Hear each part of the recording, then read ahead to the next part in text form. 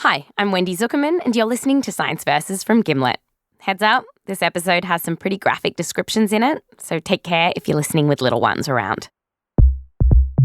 Alabama became the first state in decades to make abortion a crime in almost every case. Doctors who perform an abortion could face 99 years in prison.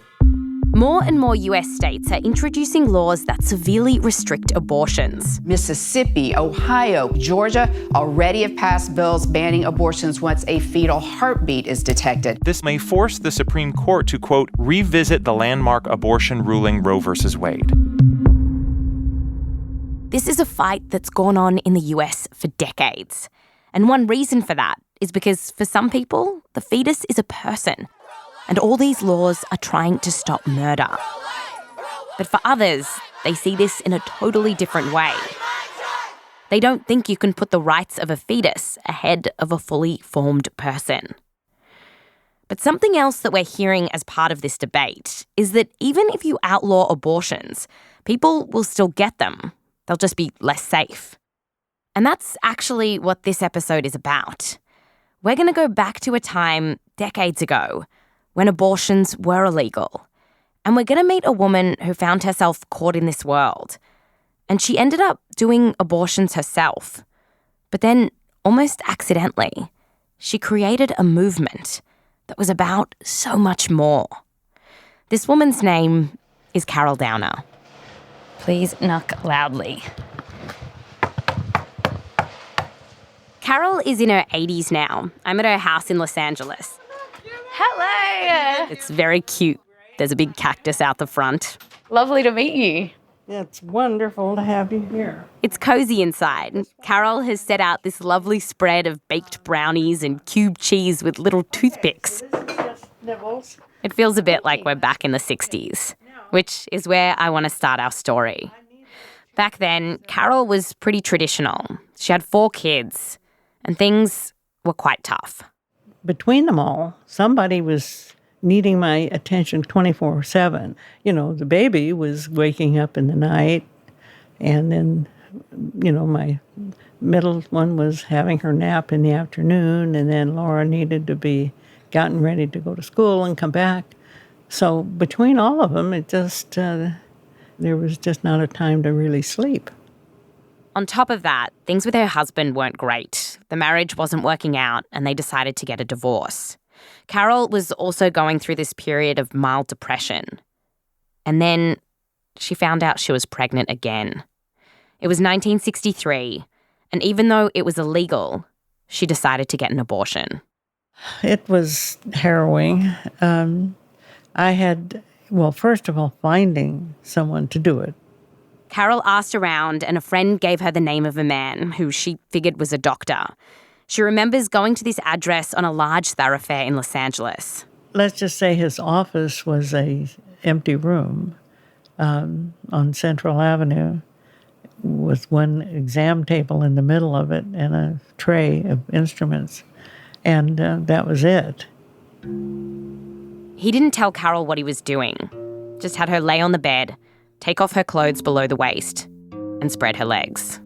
The procedure itself was just excruciating, and I could hear it, and I could feel it.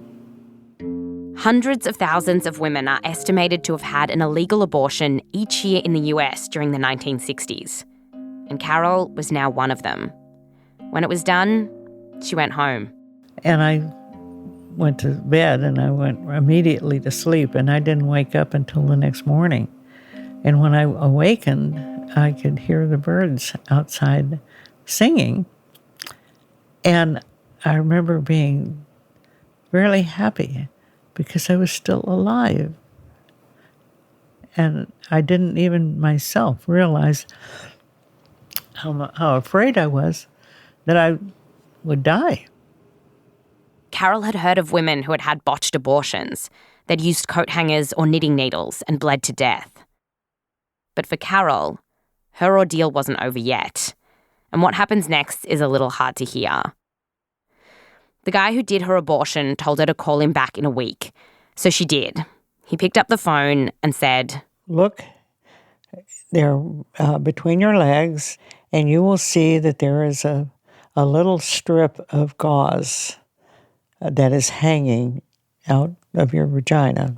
Carol had no idea, but this man had filled her vagina with gauze, those bandage strips. He didn't tell her why, but it was possibly to stop her from bleeding. And now this guy was telling Carol, you need to take that out. I went in the bathroom and I started to pull it. Well, what I found was that it was all hardened.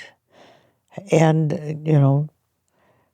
in order to pull it out, it was like pulling something as sharp as a razor out of my uterus. I went into cold sweats, with the pain, and I could only do it, a tiny bit at a time. Oh my gosh. What were you thinking at that time? Just how to get that thing out. However long it takes, you'll bear it, and that's just how it is. Carol recovered. She ended up getting remarried and actually went on to have 2 more kids. And as the years passed, more and more stories started coming out about horrendous back alley abortions. And it fueled the fire of an already growing movement where women were saying, we have had enough.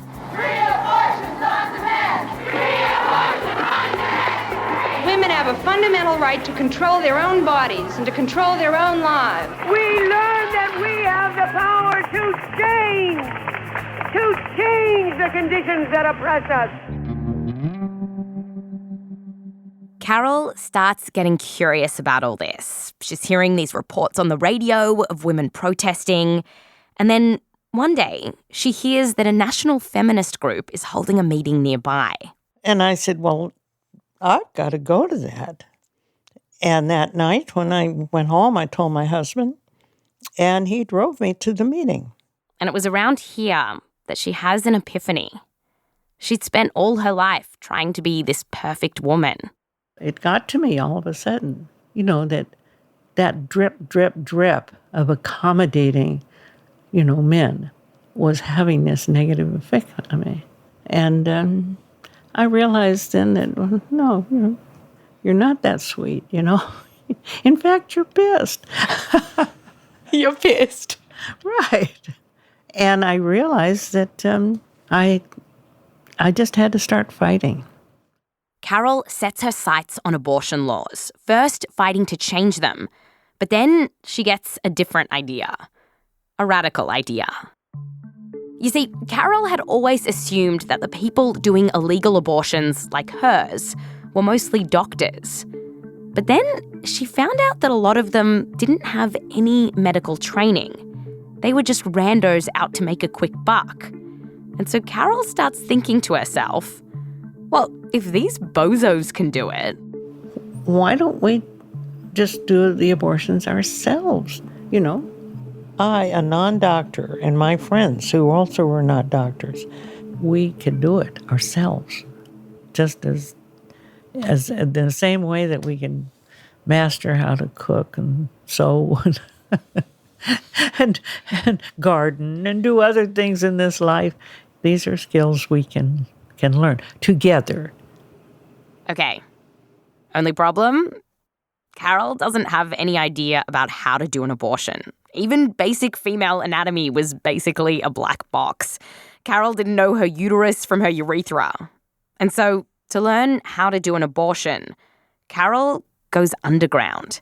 She gets in touch with an illegal abortionist in LA, and this guy lets her hang around this clinic he'd set up on Santa Monica Boulevard.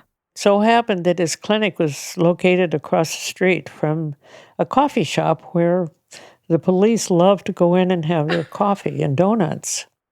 This clandestine clinic was pretty sparse. As Carol remembers it, there was a single lamp and it had an exam table with stirrups. And that's where this guy would do abortions and other gynecological procedures. The first time Carol went there, he was inserting an IUD into a woman's uterus. And Carol remembers this moment so clearly. He put this instrument called a speculum into this woman's vagina that kind of opens it up, enough for Carol to peek in.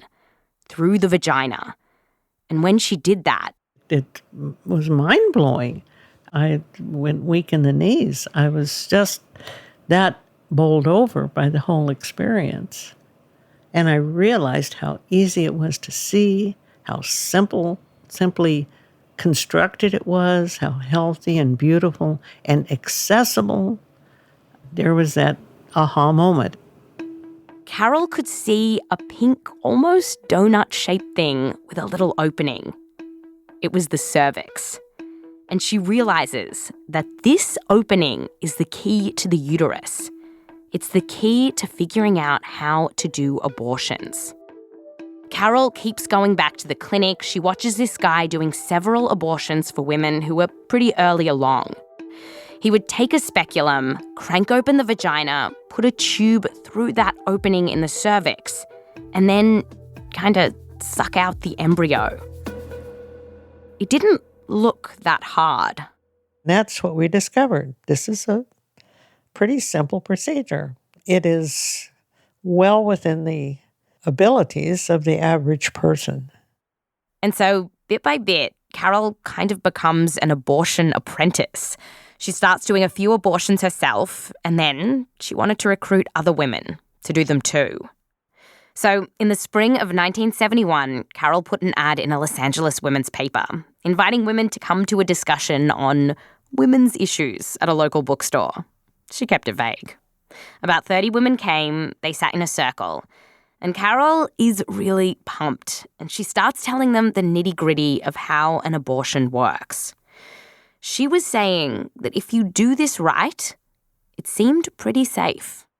And as I'm telling him this, these women are just very upset. I mean, some were white as a sheet. And the room was just, you could, hear a pin drop. They were shocked and disapproving. And I couldn't blame them because all we knew at that time was women dying from, back alley abortions. These women just couldn't believe that abortions could be safe and easy, that it was possible for someone like Carol to do them. And standing up there, Carol didn't know how to convince them. But then she gets this idea right there in the bookstore. And that's when I told them, I said, well, I think you'll understand this better if you let me show you something. So I went over to the next room where there was a desk, and I got up on the desk, lay back, and I put speculum in. And were you nervous? I was petrified. I mean, I thought they're going to think I'm, an exhibitionist. But I just got to do it because otherwise they're never going to understand. So I just steeled myself to do it. Carol scooches up her long dress, spreads her legs, opens up that speculum, and invites the other women in the room to have a look. Tentatively, they walk over to the table, and pretty quickly, the mood turns. Far from thinking that I was, had some kind of weird motives, they thanked me. They were happy. They were laughing. Do you remember what they were saying? Well, things like, what is it? And what is that hole? And where does that go? And, is that the hymen? I mean, the demystification was instant. And seeing the women, Carol realizes something that she hadn't really thought about before. Although she'd come to talk about doing abortions, which in itself is a very extreme idea, in that room, she realized that just learning about the female body felt almost as radical, because these women had so little idea of what was going on down there. The idea of looking at your vagina was so beyond the pale of any of, and I'm speaking of feminists, and that's how profound this ignorance was. Academic articles that are written about this time talk about how so few women looked at their bodies and how many felt uncomfortable asking simple questions of their gynecologist. One researcher wrote that doctors could be condescending and patronising. In Carol's experience, I mean, the doctor was God, you know. It was really more a matter of not telling you anything. What did you think might happen if you asked the doctor questions? He would just say, "Don't worry about it, dear. I'm the doctor and I'll do what's best for you."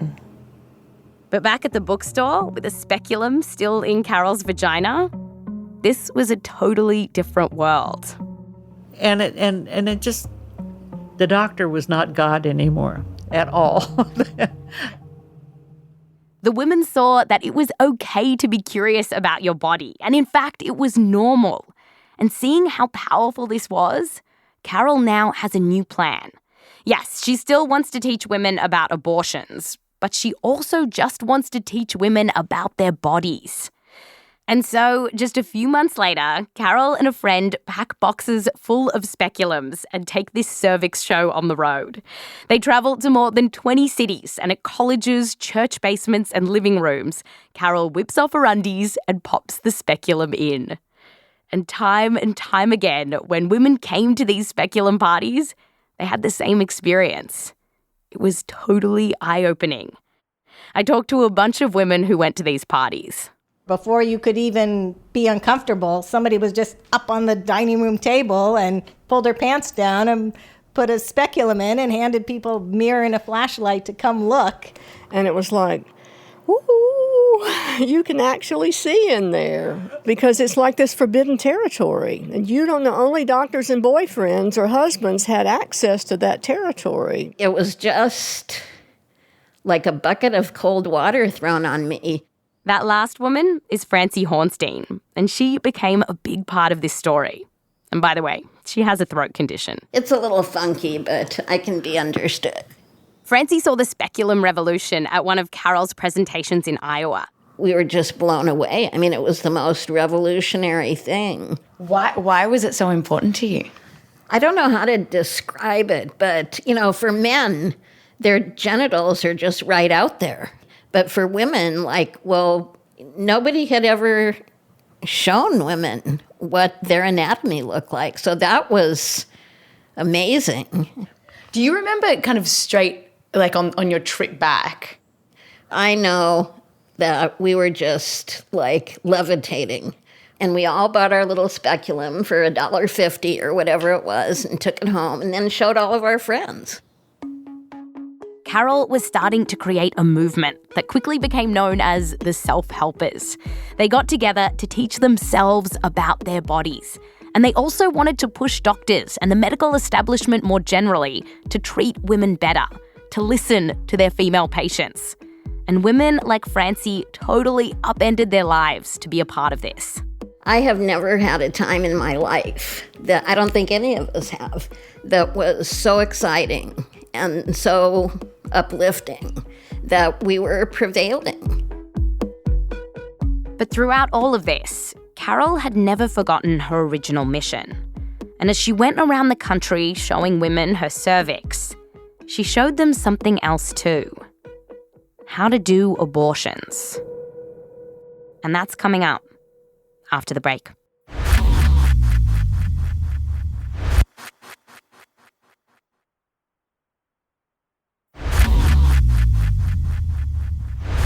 Welcome back. We've just met Carol Downer, who stumbled into a role as a revolutionary, leading a movement teaching women basic information about their genitals. They called themselves the self-helpers. Late in 1971, just months after Carol showed off her cervix in the bookstore, she and some others started a women's health clinic in Los Angeles. They taught women everything they knew about vaginas and then set out to learn even more. Here's self-helper Francie Hornstein. We learned to do pap smears from a physician who worked at the CDC, at the Center for Disease Control, who showed us, who said most doctors, they just stick this little, wooden spatula in there, and whatever they get, they get. But this is the way you really do a pap smear, where you circle around the whole cervix so you get cells from everywhere. So we really learned how to do things the right way.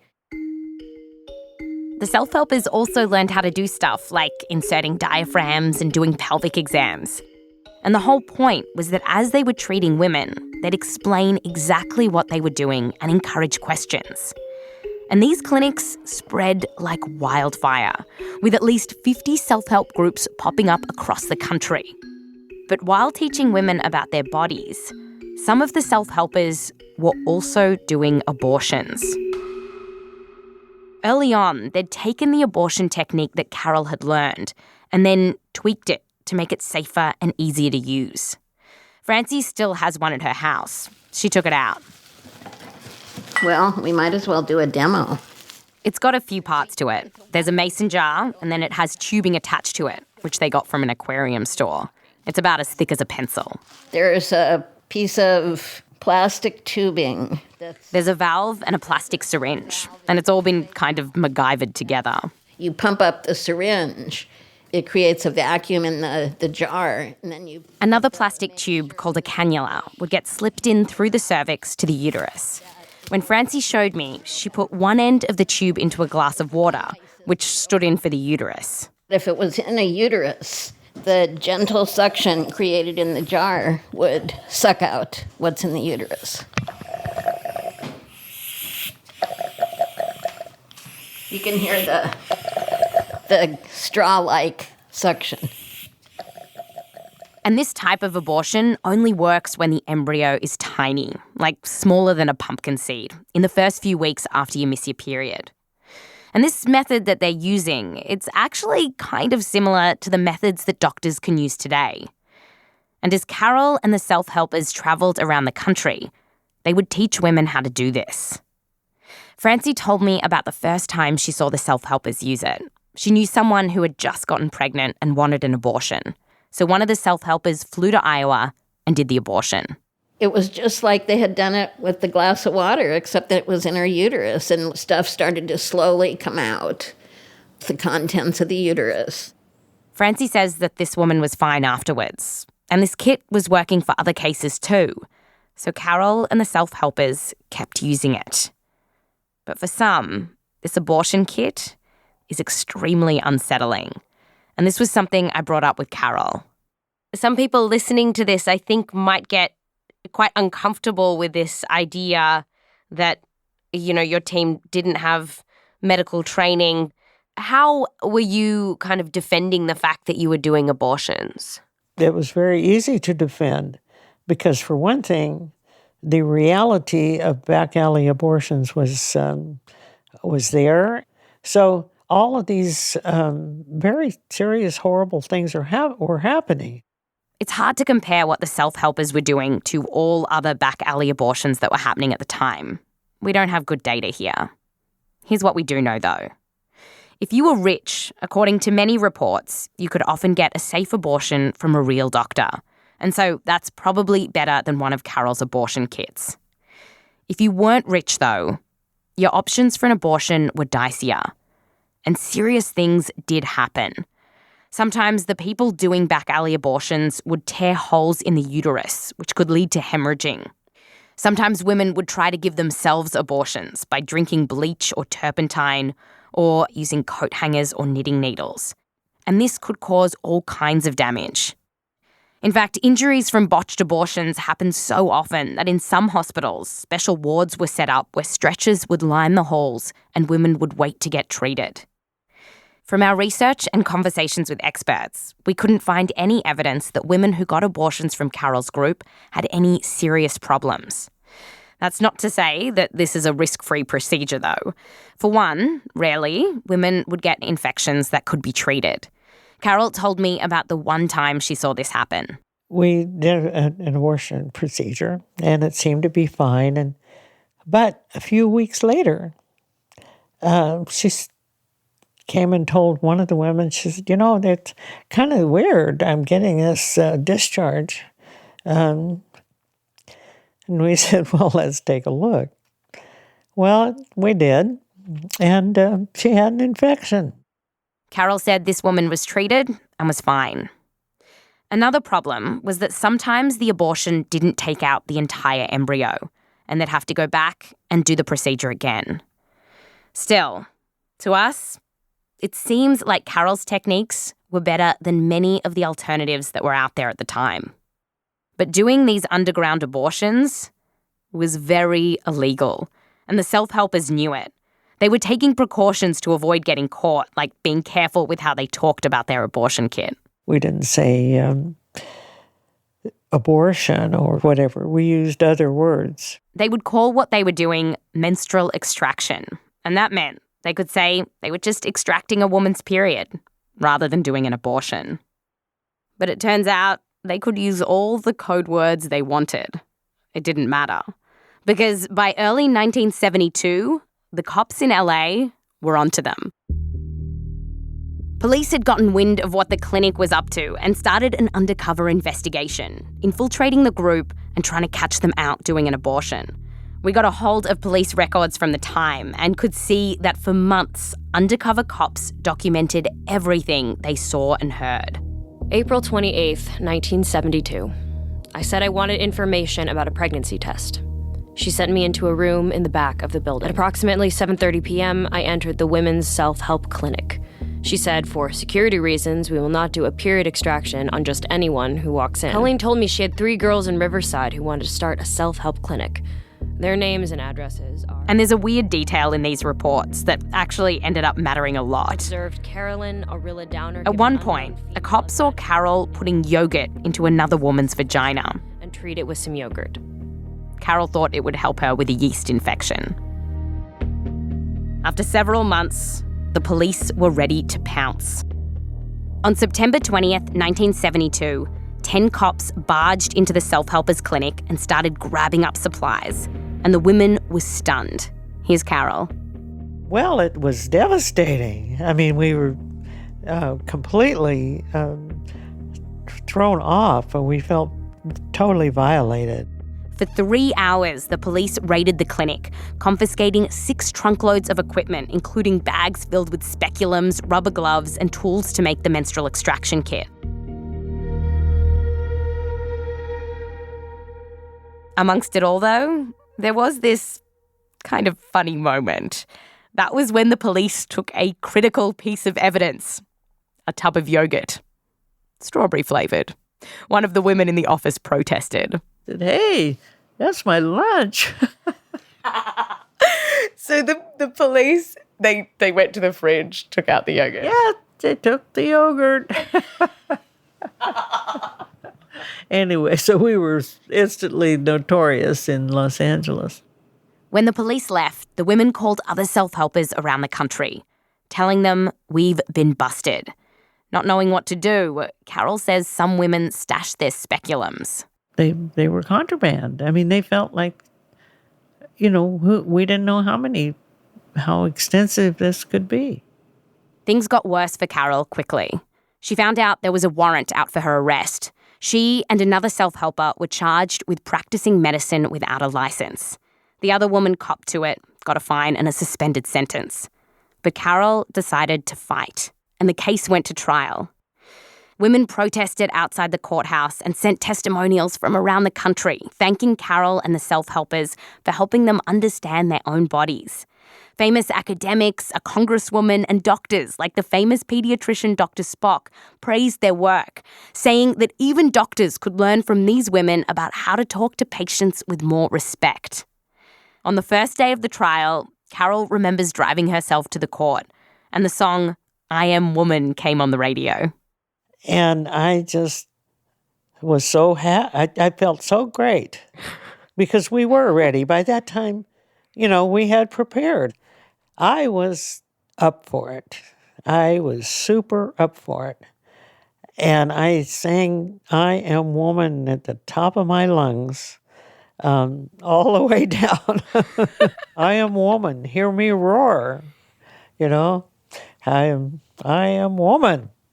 And this, I realized that I wasn't facing anything worse than I had been facing my whole life, but it was always in this nebulous ways you couldn't really address.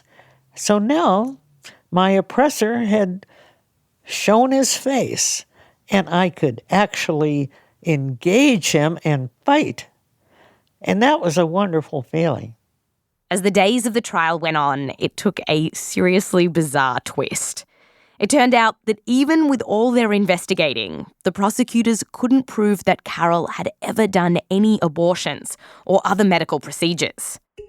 And so the case against Carol ends up centering on, well, the yogurt. A cop had actually seen Carol putting it into a woman's vagina. And so the legal question was whether, by putting yogurt into someone's vagina, Carol had been practicing medicine. This made headlines around America. Time magazine, the Philadelphia Inquirer, the New York Times, they all reported on it. And it became known as the Great Yogurt Conspiracy. The trial lasted 5 days, and soon the jury was ready to make its decision. The foreman stood up and announced the verdict. Not guilty. Oh my gosh. Of course, everybody reacted, and the judge had to tell us all to be quiet. What was the feeling in the room?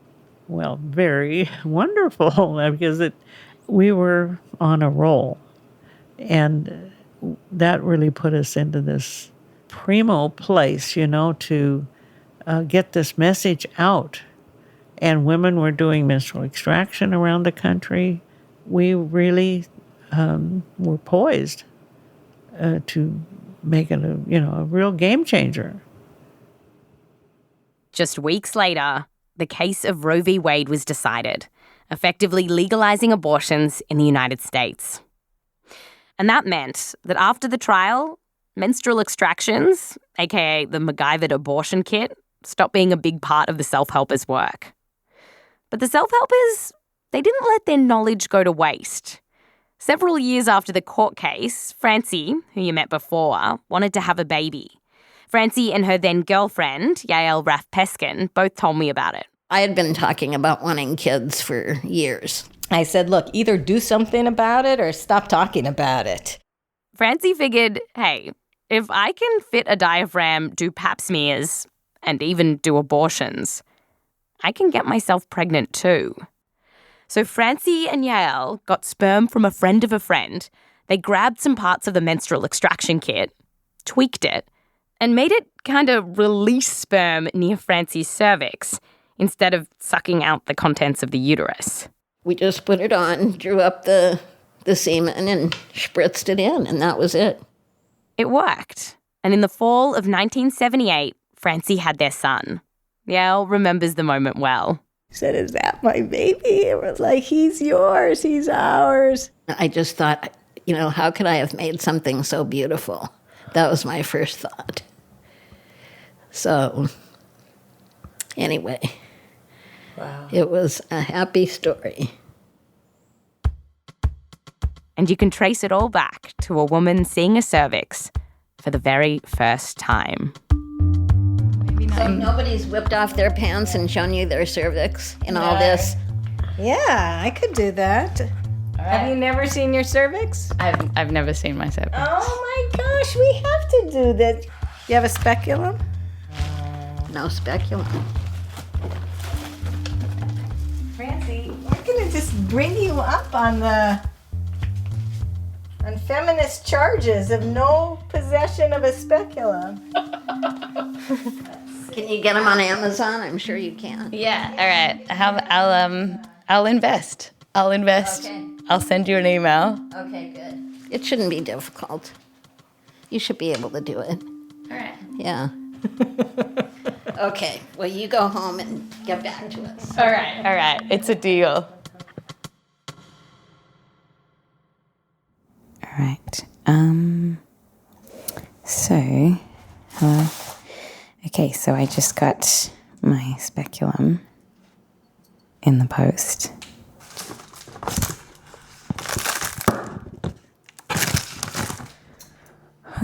Okay, wow, all right, so let's give it a go. go.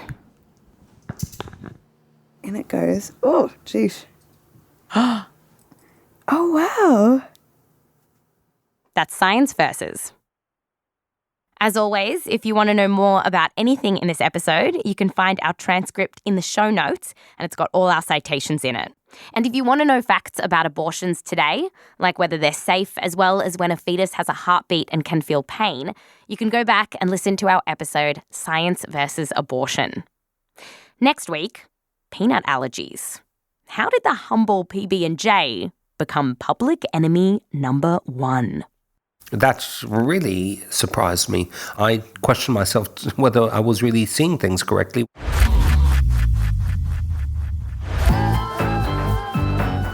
This episode was produced by me, Wendy Zuckerman, with help from Meryl Horn, Rose Rimler, and Michelle Dang. Our senior producer is Caitlin Sori. We're edited by Blythe Terrell. Editing help from Caitlin Kenny, Caitlin Sori, Shruti Pinamaneni, Jorge Just, Lulu Miller, and Chris Neary. Fact-checking by Diane Kelly. Mix and sound design by Peter Leonard. Music written by Peter Leonard, Emma Munger, and Bobby Lord. Recording assistance from Annie Celsi. Protest tape courtesy of Pacifica Radio Archives. A huge thanks to all the scientists we got in touch with for this episode, including Dr. Sarah Matheson, Professor Verda Taylor, Professor John Delancey, Professor Carol Joffe, Professor Johanna Scowen, and Dr. Denise Coppleton. And a special thanks to Michelle Welsing and the team at Southern California Library, Dr. Becky Chalker, Jonathan Roberts, Jim Aspholm, Odelia Rubin, Alice Kors, the Zuckerman family, and Joseph Lavelle Wilson. I'm Wendy Zuckerman. Back to you next time.